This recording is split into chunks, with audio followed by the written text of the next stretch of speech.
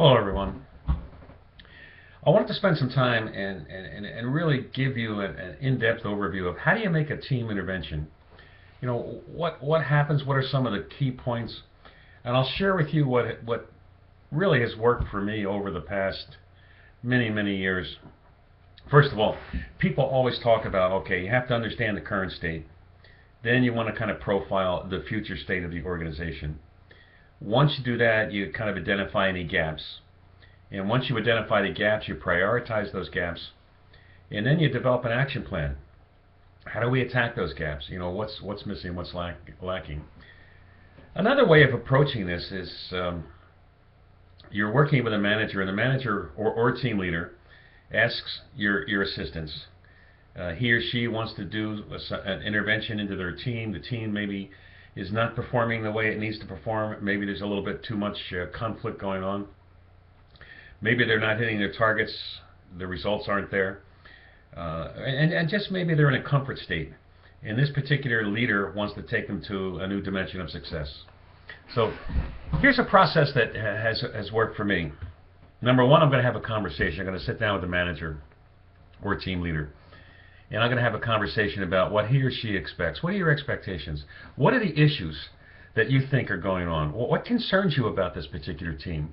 What's the team doing or not doing that you would like to see changed? And I'm taking some notes, by the way. I'm writing some notes, and you explain confidentiality and all those kinds of things, which I'll get to later.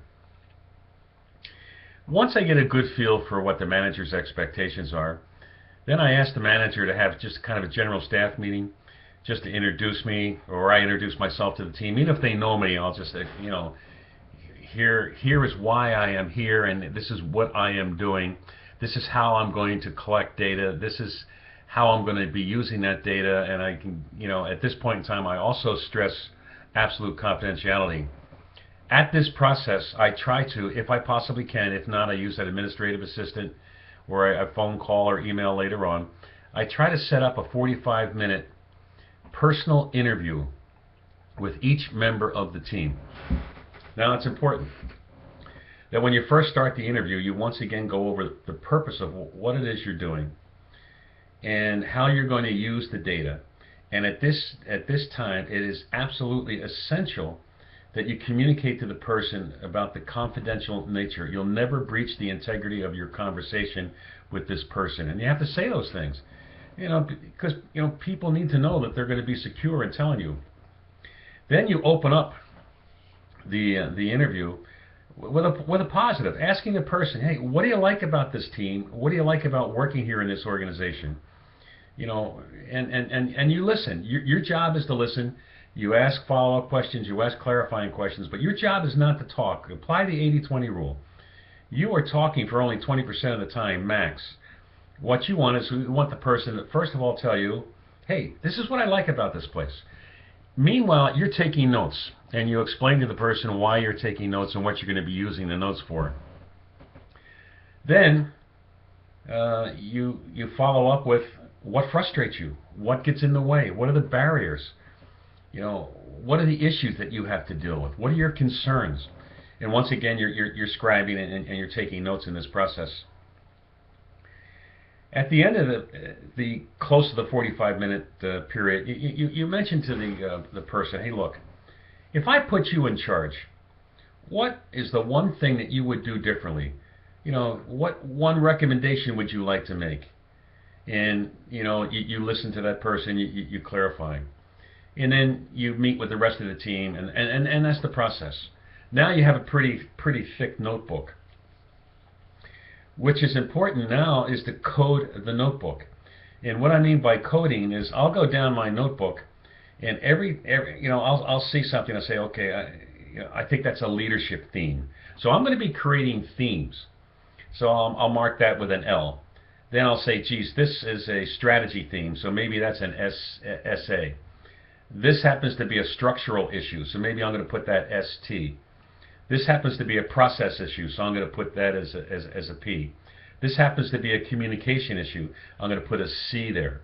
This happens to be a culture issue. I'm going to put a CL. So you develop a coding system where you can code all of the raw data. Now, it's just raw data.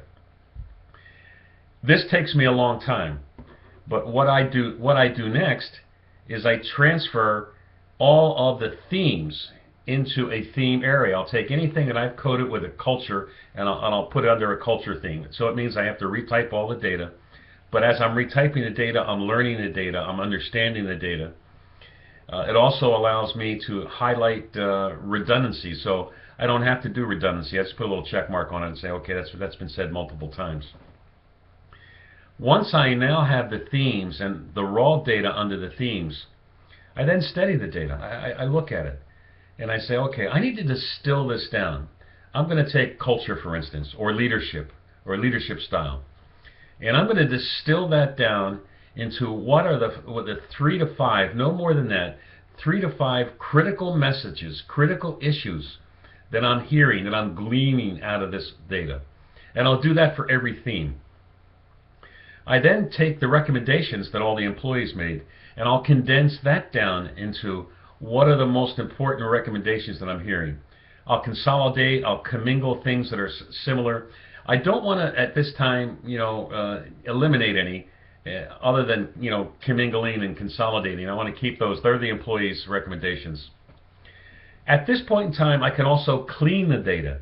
And what I mean by cleaning the data is that I need to present data that cannot be traced back to who said it. So there are some things that you'll find out that you can't include. Because if you included those points of data, somebody's going to understand, oh, I know who said that. You can't do that. You have to protect your people. You may have to wordsmith it a little bit differently, or if it's too obvious, you may just have to leave it and hope it comes up in the meeting, the post meeting. So now you have a set of the employee recommendations. You've distilled the data down, and it's time for you to really study this and say, okay, as a change agent, what are my recommendations? And you want to take each of the themes again. You'll present here's your culture theme, here are the issues, and by the way, here's what I recommend. And these are the key things. And once again, you don't want to have a ton of recommendations. Top 3 recommendations per theme is fine. Now, once you've got all this down, it's time for the meeting. Now, it's important that you meet with the manager or team leader first before you meet with anybody else. You share this information with that person. You allow that person to react to the information. There may be some things that the person doesn't want, and that's okay. That's not a big deal. Delete those from your presentation. Give the person an opportunity to do that. Once the manager or your sponsor, if you can use that word too if you want, team leader, once they're comfortable with this, you can take their feedback, you make the necessary changes, and then you have a meeting with the team. That's a separate meeting. And the manager is at that meeting. You'll present the data, you'll present the themes, you'll present the issues per theme, you'll present the recommendations, you'll present the employee recommendations. And now it's time to prioritize all of this. So you can start to workshop this. Here's where you actually really create a workshop. And you'll divide the group into smaller groups and say, okay, why don't you just you take these 3 or 4 themes, and over here you take these 3 or 4 themes, condense those down. You may have 3 teams. And they're going to come back with the key issues that need to be dealt with. And once they do that, then, again, still in a workshop format, you want to develop a 90-day game plan with each of these. If this is a particular area that we want to work on, what needs to be done? Why is it important to do it? How is it going to be done? Kind of a macro approach. Good project management, every how you have to have a when. And then who's going to drive it in the group? How will we manage and or track our progress on this? So that's really the planning process.